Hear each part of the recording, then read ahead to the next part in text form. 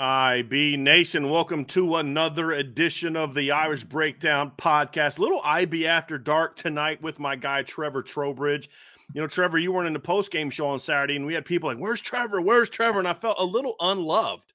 I'm not going to lie to you. I felt a little unloved and underappreciated. So I was like, well, I got him getting back for a show. And I couldn't wait till tomorrow, Trevor. We had to get you back tonight because we have got to talk some Notre Dame recruiting. So that's why we're having this little special edition of Irish Breakdown podcast, because Notre Dame didn't get one. They got two commitments today, Trevor. I put an intel piece out this morning. This is why you need to be on the message board. And I said, look, Cameron Herron, we'll see. We'll make some decisions soon, very, very soon. I said, don't be surprised if the quarterback move is made, in the very near future. I didn't know that it was going to happen today, but I did feel it was going to happen in the next couple of days. But Notre Dame went out and got two flips today, Trevor, and we're going to break them both down. Early this morning, Indiana in-state offensive lineman right down the street from you. No, well, I shouldn't say right down the street, but at least in your city, right? Warren Central high school player Cameron Herron flipped his commitment from he was committed to the Iowa Hawkeyes to Notre Dame. And then tonight, Blake Hebert, and it's not Hebert, it's Hebert. I learned that when Notre Dame initially started recruiting him. It is not the Cajun version. It is the, I guess, Northeastern version. So it's Blake Hebert, who they're both 25 players. He had been committed to Clemson for he committed to Clemson before Deuce Knight committed to Notre Dame. And Notre Dame was able to flip his commitment as well, Trevor, and we are going to talk about both of them, man. But it's nice to finally have some really good, positive recruiting momentum for Notre Dame after what had been sort of a slow, quiet last couple of months. And really the only only news we've seen has been not good news, obviously, but it's nice to see some good news and some exciting movement on the recruiting trail. Yeah, it's great to be back on the show. I was just thinking before it, man. I was like, man, I missed being on the post-game show. It was a good weekend, but definitely missed being around. So, but in terms of recruiting, it's a fantastic answer and a pretty quick answer by Chad Bowden and Marcus Freeman after kind of that lull of, what happened with Deuce Knight and everything that went on there. So it was a great response. Excited to dive into it today with you, man. Well, let's kick things off, Trevor, talking about Blake Hebert. This is obviously the most intriguing. It's one of two very intriguing positions for Notre Dame, the most intriguing. And let's get into a little bit of backstory. So, Trevor, we always talk about how these commitments come to be. And Blake Hebert is a name that I'll be honest, I'm not going to sit here and pretend like I knew who the quarterback commit was going to be. And I just kept it from y'all because I'm in the know. Notre Dame really wanted to keep this quiet. And a big reason why is because they had a guy in mind. They wanted to make sure that they could get him, because if it got out, they told me and I didn't honor their wishes, or they told someone else and that person didn't honor their wishes of don't tell anybody, and it got out, and then you don't get this kid and he decides to stick with his commitment to Clemson. Now all of a sudden, whoever you want to go get next knows that he was the next in line, right? So you didn't even want me the most. You wanted that guy the most, and then you didn't get him, so you're turning to me. So it's actually a pretty smart strategy as to why Notre Dame kind of kept this thing under wraps. But, once Deuce Knight decommitted from Notre Dame, they needed to find a quarterback. And my understanding is there was a few kids on the board, but Blake Hebert is one that they kind of reached out to because he was a guy that this staff liked a lot early on, Trevor. He got a very early winter-spring offer back in 2023. At the time, he was at Central Catholic in Lawrence, Massachusetts, and he was a teammate of Preston Zinner at that time. Notre Dame liked him a lot. He eventually picked Clemson. So then he missed but he got injured in his first game of his junior year, I believe, correct? I think he hurt his ankle, I believe is what it was. Transfers to Brunswick School in Greenwich, Connecticut. Now, if that sounds familiar to you as Notre Dame fans, it should, because that is the home of Ethan Long and Maddie Augustine, two Notre Dame commits in the 25 class.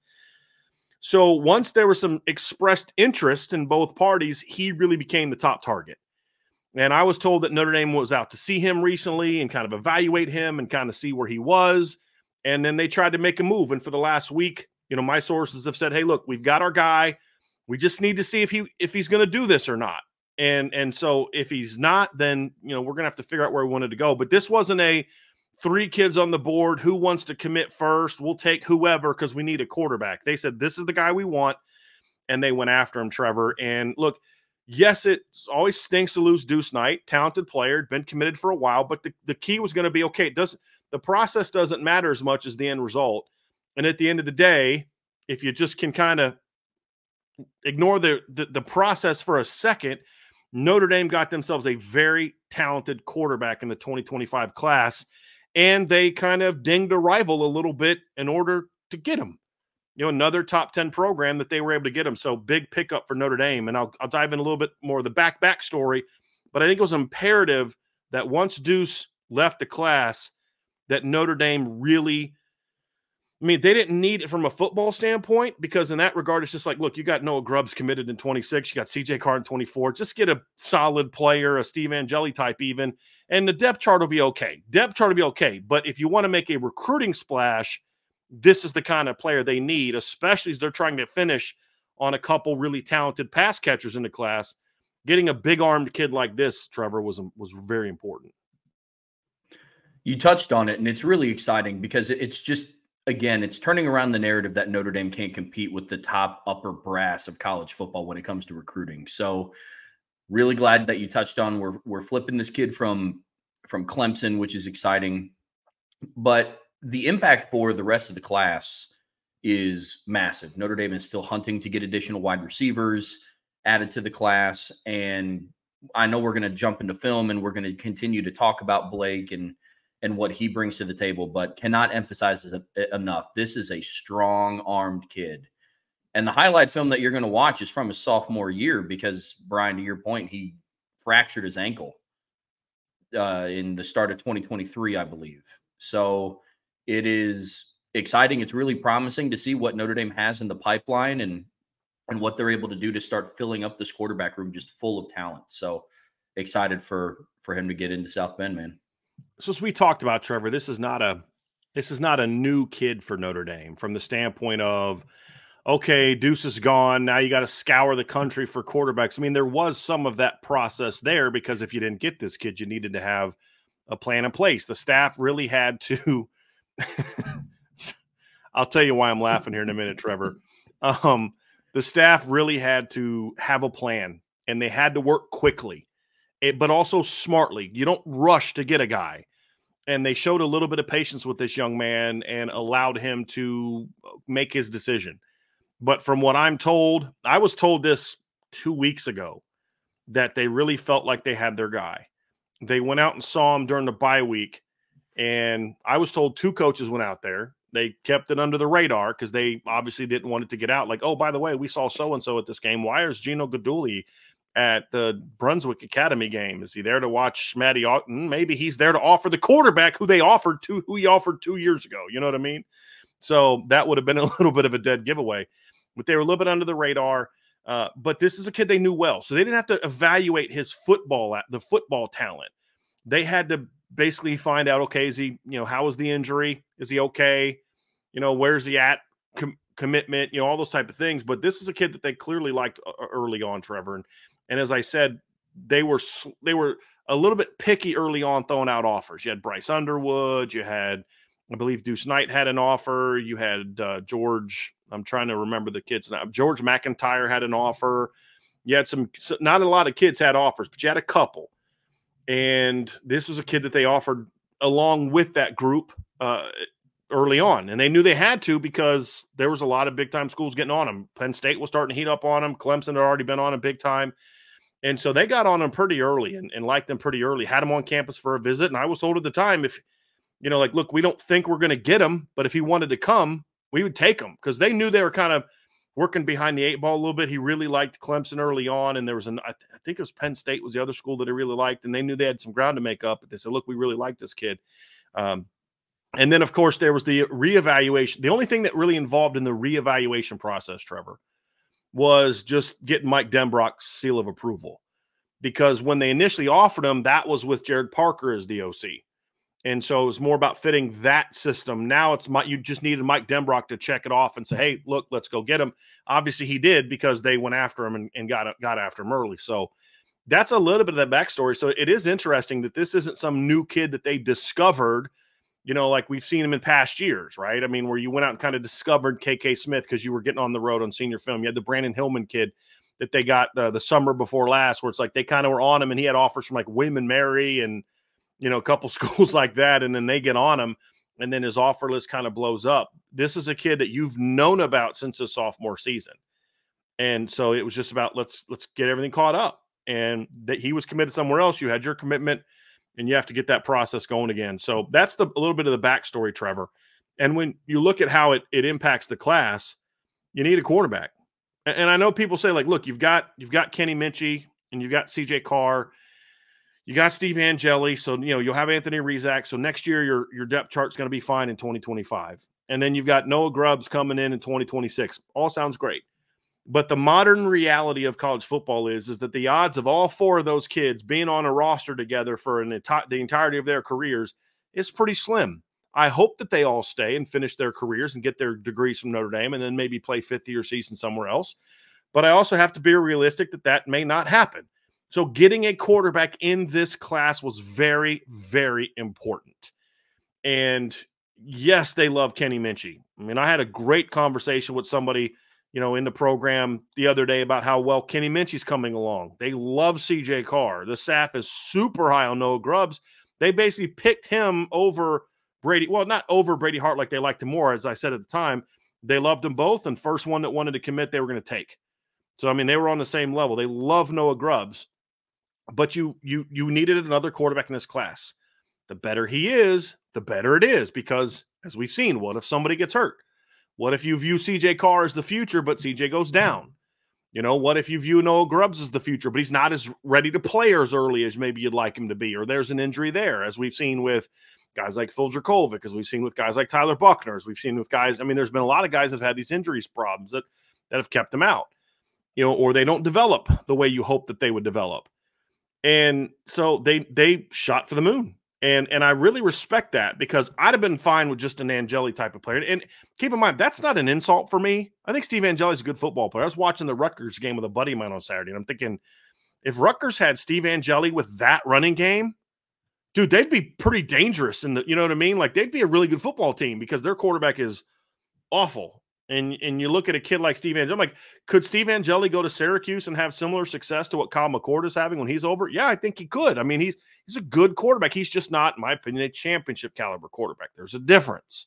Some people think well, if you only can play in Notre Dame, you think he sucks. No, I think he's a good Purdue, Indiana, Rutgers, Syracuse type of quarterback. He could thrive there. I'd be okay with that, because a guy like that can win you a lot of ball games when you've got Notre Dame talent around him, right? I'd have been okay with that. But they shot for the moon, and they went after a guy that they valued as a truly difference maker type of quarterback, and they got him. And I think it would have been easier to just find a kid to just fill a roster spot, but they didn't do that. They kept battling and ended themselves with a really good quarterback. So now you have a quarterback in the class, Trevor, and lo and behold, Notre Dame's trying to close on a couple really talented receivers right now, and a running back that I know they like a lot. And you've got some guys that other schools are trying to flip. Getting a quarterback like this sort of helps settle things down a little bit as they move forward with this class. You already hit on it. And taking a quarterback is important in every single class. It's really easy to look at Notre Dame's depth chart and who they have on their roster right now and say, well, you know, losing Deuce Knight was tough, but for all the reasons that you mentioned, between transfers and injuries and people not panning out the way that you might think, you want to have a plan B through, you know, F when it comes to something like a quarterback position. So I hear you. The thing that's running through my mind that I can't stop thinking about is you kind of start thinking about how much of this is like a Mike Denbrock sort of effect. You know what I mean? Like if I'm a high school kid and I'm looking at the previous offenses that Mike Denbrock has had, and I look at Notre Dame's offense coming alive and who they're starting to get on the recruiting trail and the type of offense, you kind of start to build that vision in your head. I'm not saying that it was all completely Mike Denbrock. I know that Gino Guidugli had a really good relationship with Blake, and I just, it makes you think, I wonder how much Denbrock being in South Bend now kind of ignited that fire under Blake to think, you know what, maybe this is an offense that could best be fitted with my skill set. So interested to see how that plays out when he gets here, and how they'll utilize him in that room with a lot of depth already. Right, because that's the thing, though, Trevor. Right, like this is a different offense. This is an offense with a coach whose last quarterback's the #2 overall draft pick and is lighting it up in the NFL. From what I mean, I haven't watched any games, so I'm looking at the stats. Like, that's rookie. That's not rookie stats, right? Yeah. And the quarterback before that was a 3rd-round draft pick, and the quarterback before that was a 2nd-round draft pick. And Deshaun Kaiser, like literally the last, 3 quarterbacks that Mike Denbrock had as multi-year starters were drafted in the first 3 rounds of the NFL draft. That's a pretty good track record. And now he can say, hey, listen, clearly this is a young man that values education. Look at the schools he's attended and got, you know what I mean, in high school. And so he gets a chance to get a top-notch education, and he gets to play for a program that's a championship caliber program, or is at least in the process of taking that next step to become one. They're a championship competing program, right? I don't know if they're championship caliber yet. They're working towards that for sure. And showing up the quarterback position is going to be a big part of that, which is why it was so important to get Kenny Minchie. It's why it was so important to get CJ Carr. It's why it's so important to get Noah Grubbs, and why it's important to get a kid in this class. And the reason I leave Steve Angeli out is because I'm focusing on what this current staff did, and Steve was already here when this current staff got hired. So I'm just focusing on this staff overall changing the fortunes of the quarterback position. So they were able to go get that, and now you've got someone that you can help close the deal with Jalen Cooper. I think that's a very important final piece to this. Now, if they want to add a 5th receiver, great. There's some guys on the board, whether they flip Isaiah Mizell, whether they try to flip a Derek Meadows or someone like him, whether they decide to do it with a portal guy, I don't care. Jalen Cooper is a vitally important piece to this. And I'll just say this. They did a great job with him this weekend, Trevor. Great job. Getting this kind of kid at quarterback in his class with what is around it, it could be the thing that maybe is that final decision maker. And when you talk about class impact, things like that can help a bunch, Trevor, can help a bunch. If a kid's like on the fence of like really like Notre Dame, but I'm back and forth, and then boom, oh, wow, they got a really talented quarterback. Let me pop in the film. That kid's got a hose, right? Which we'll talk about here in a minute. Those are certainly things that are going to have an impact, could have an impact on that. And then, of course, with 26 receivers, it's like, look, we've got a quarterback in our class and Noah Grubbs, but dude, they got a guy in 25, they got a guy in 24, and Notre Dame's going to have a pretty good quarterback. I don't know who it's going to be, but they're going to have a pretty good quarterback. It helps your sales pitch to receivers as you're building your offense to have the production that sells, right? Because like right now, they don't have the pass game production that sells. They don't. We're not going to sit here and try to spin it to you that they do. They haven't put a receiver into the 1st round of the NFL draft since 2016. They haven't had a receiver drafted, period, that played more than a year at Notre Dame since 2020, right? The last guy that got drafted, Ben Skoranek, was a 7th-round pick, but he was a guy that was not developed by Notre Dame. He played 1 year at Notre Dame. So, this is a thing that helps as you look to build that part of your program, which you can't change overnight. You can say, yeah, we're getting there, but this is why they brought me in, is to change that. But look who's going to be throwing you the football. So I think that's the biggest potential class impact that could have. And if teams are trying to flip Elijah Burris or trying to flip Scrap Richardson as we get closer to signing day, flip James Flanagan, which I don't know why he'd waste time trying to flip James Flanagan, but whatever. If you're trying to flip Will Black or Matty Augustine or anybody else in the class on offense, now it's like, nuh-uh. Nope, they got a quarterback. This is going to help solidify the direction that this class is going. All right. So that must have been great commentary. Trevor's so riveted by it. He has nothing. I left him speechless, everybody. I love it. So Trevor, next thing we'll do is we're going to dive into some film of this kid. And I know you watched a little, you refreshed on him a little bit here before the show, and I did as well. And man, I can, this is going to be fun to watch because you guys are going to like this film. You're going to see the film. And I think if you guys are going to like it like we did, and I actually think we've broken his film down before on this show. I actually went back and looked at, so on the Irish Breakdown message board, it's actually kind of cool. I mean, the board is cool, but this feature is also cool. You can type in, name of Blake Hebert, and I could go down and find old posts that I made about Blake Hebert. Be like, okay, what was I saying at the time? Like, I think I remember liking him, but let me go back and see And I'm like, strong arm, talented, like this kid a lot, you know. So I went back and looked at it and I'm like, yeah, okay. My reaction now is what was similar to what I was saying back then.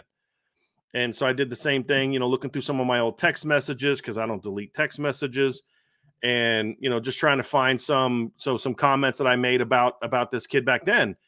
And so, you know, I'm looking at some different comments and found some discussion pieces where early on in the process, I was given a list of quarterbacks to keep an eye on that the Notre Dame staff was really high on.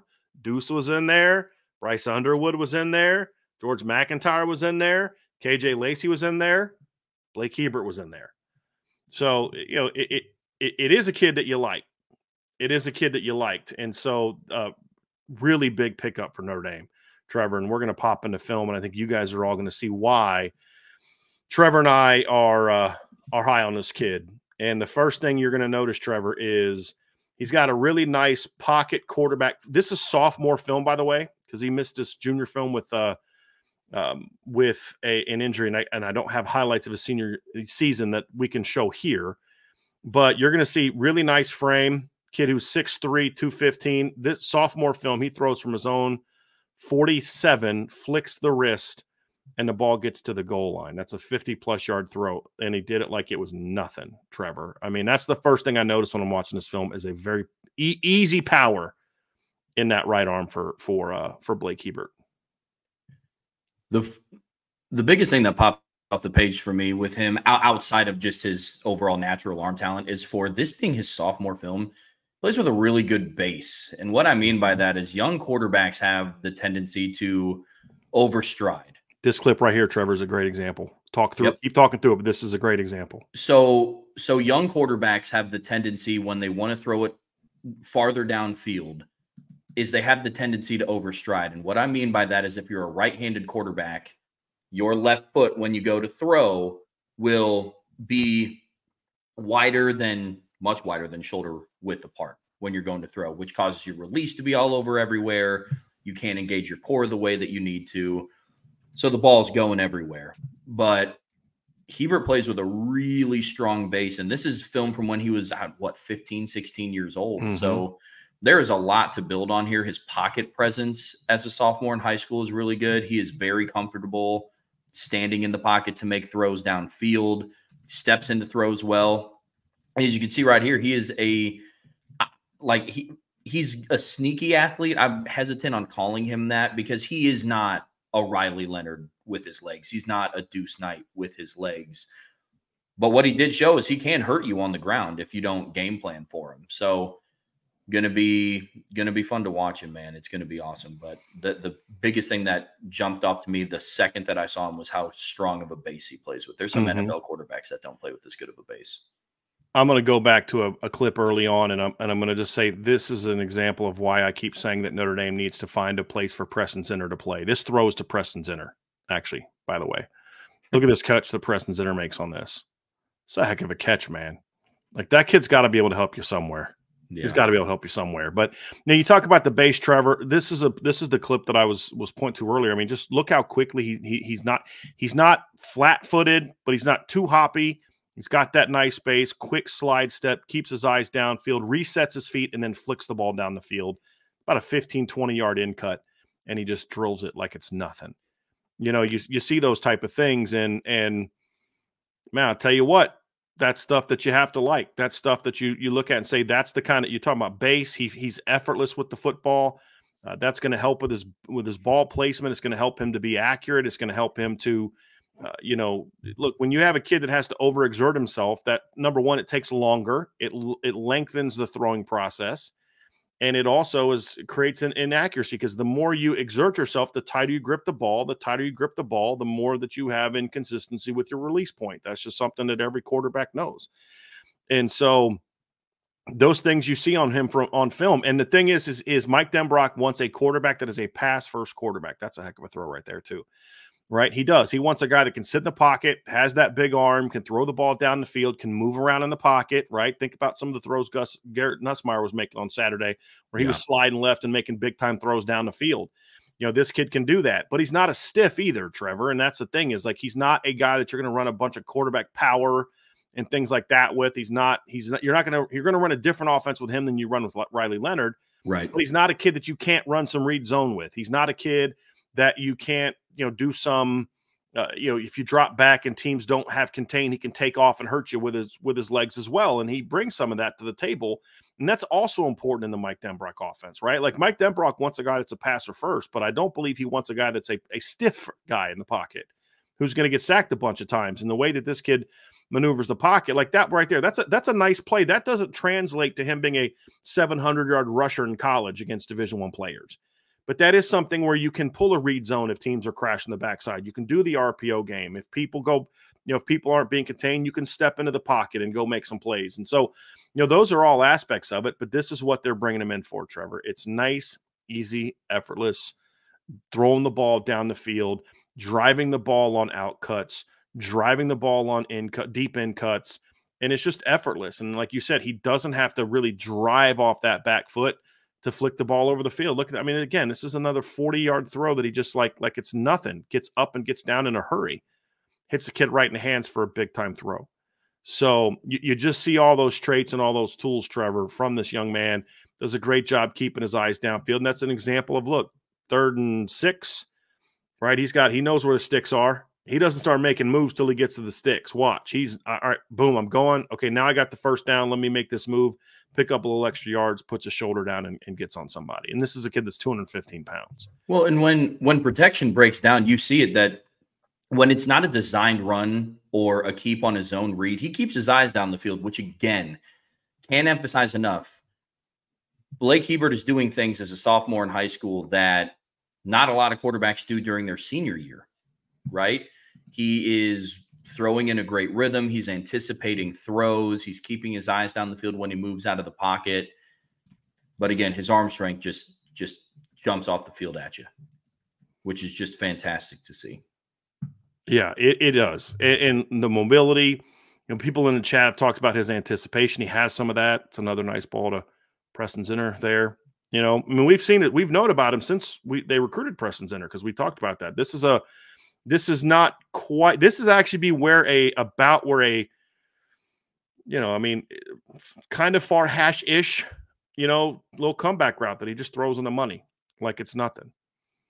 You know, those are all things that you like about this kid. And now at Brunswick School, he's paying a little bit better competition. He played at Lawrence Catholic. But again, we've talked about this. The talent in New Jersey has gotten a lot better. Yeah.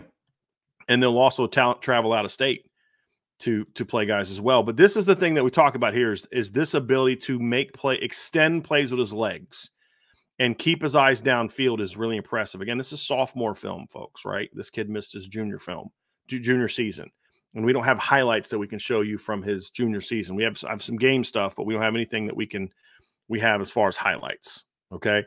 So you see that ability. He's also a shotgun-based kid, which I think is important. Yep. I think one of the things that Notre Dame had to do, Trevor, is make sure that the injury wasn't something that was going to be long-term. That was also part of this process as well, is that. So you talk about a big-bodied kid. He's already 215 pounds.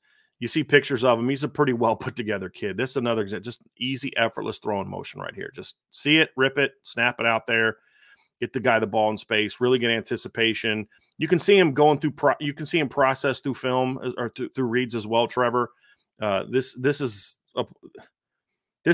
works in high school, right? This doesn't really work in college as much. But what I like about it is look at the poise, recovers the ball, no panic, gets his eyes downfield, and finds a guy, right? Like, he's probably not going to have that kind of time in college against the good teams.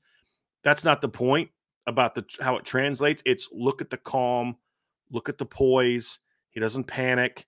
He gets his eyes downfield, resets his feet, and snaps a ball off and hits an open receiver.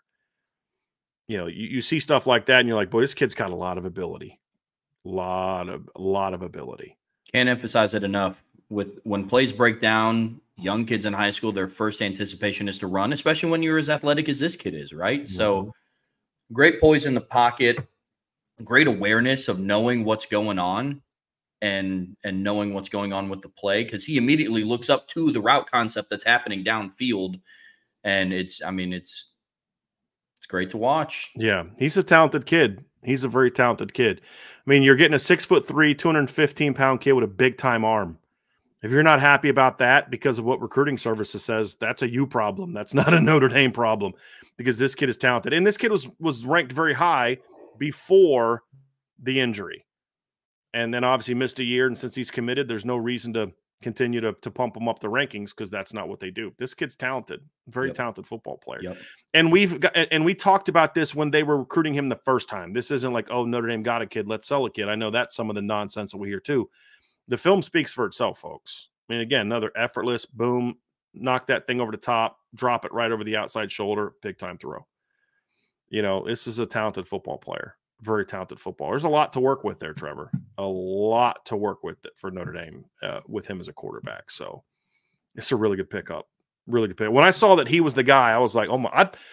I knew they had their guy. I did know that, and I was trying to go through the list of quarterbacks that they had offered, because I was told he probably wasn't going to visit before making a decision. Well, I doubt that a quarterback would visit Notre Dame or commit to Notre Dame if he hadn't visited before. That's a pretty decent list of players, right? And I'm going through the guys that they had offered in the past. I'm like, yeah, that kid's talented, but, you know, he's a bit of a project. Well, that kid visited and he didn't get an offer, but, you know, he's talented, but he's a bit of a project. And there's some other names floating around. This kid committed here. This kid committed. Oh, yeah, it's a nice player, but he's a little small. You know, that kid's a nice player, but he's more of a run throw guy. They want more of a pass. Or that guy's talented, but, you know, he needs time. This kid never crossed my radar, honestly, Trevor, because I was like, well, why would a kid not want to go to Clemson? Like, you know, yeah, you flip a kid from Cal or flip a kid from SMU or flip a kid from, you know, somewhere like North Carolina, but you don't flip a kid from Clemson, are you?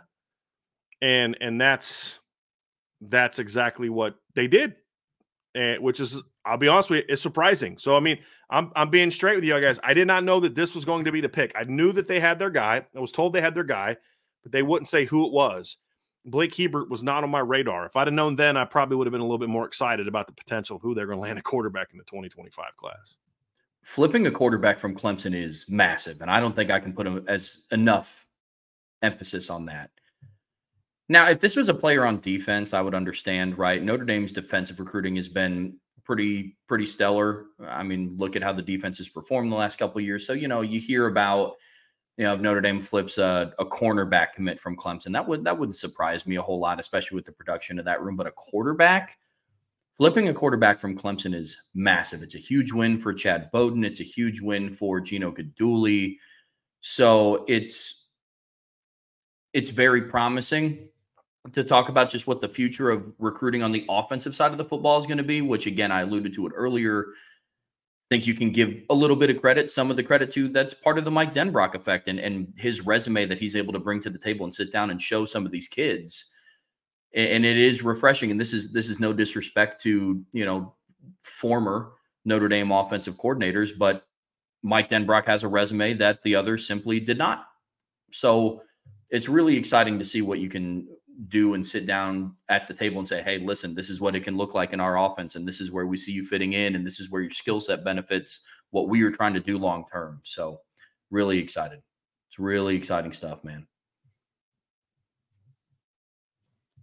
Now you look at where Notre Dame is. Obviously, they've got a quarterback in the 25 class, and so a lot of times what we'll do is we'll kind of talk about what's next. Well, what's next is Notre Dame already has a kid committed in the 26 class, a very talented player committed in the 2026 class in Noah Grubb. So now Notre Dame can truly focus, again, all of its 2027 quarterback efforts. Actually, I shouldn't even say again. They can finally start focusing their 2027 or their quarterback efforts on 2027 players. And they now can use three quarterbacks to sell to receivers in 26, because this is going to sound crazy because he's so young. But Kenny Minchey's going to be a senior when the 26 class shows up to college. You're not selling a senior to juniors and like juniors in high school. You're selling kids that they're going to play with. And they would only play with Kenny for 1 year, which is crazy how far advanced we are in recruiting right now. But when you look at quarterback recruiting, they couldn't really focus on 2027. There was like a little period after Noah Grubb's committed for like a month where they started looking at 27 kids, and then all of a sudden Deuce starts talking to Auburn again, and he plays his whole game and all that ridiculousness. And then Notre Dame had to put a lot of effort into him. And then Notre Dame also spent the last month or so kind of looking around at other quarterbacks to see where they would want to go. Because, when Deuce decommitted, it was when they kind of, okay, now we can officially turn the page.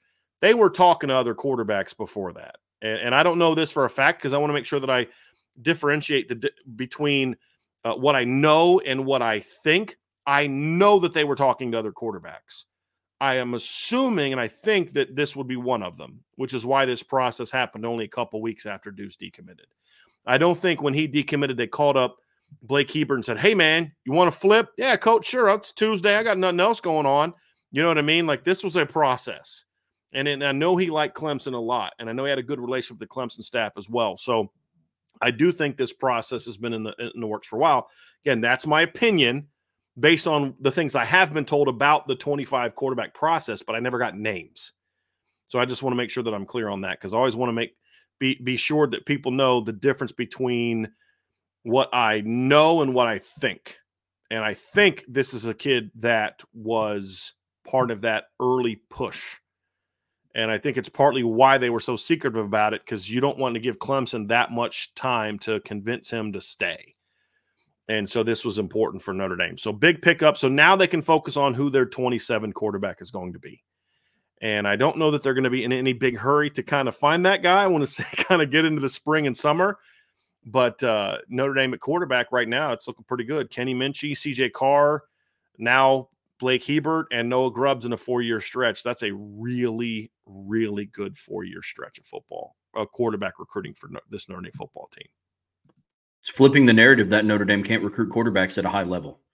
And it's exciting to see what is going to be kind of the byproduct of getting these quarterbacks, because you alluded to it earlier and you touched on it about how getting a good quarterback within your class helps get other big offensive commits, because it's about building chemistry with the guys that you're coming in with. And that is a factor to recruiting. It's not easy enough to say like, oh, well, you're a true you'd be a true freshman in the fall.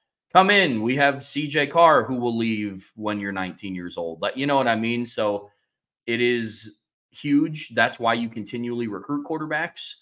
And now Notre Dame is starting to show that they can recruit quarterbacks at a high level, which is something that in my lifetime, you had that stretch when you got, Malik and Deshaun and Brandon Wimbush. But outside of that, it was very sporadic.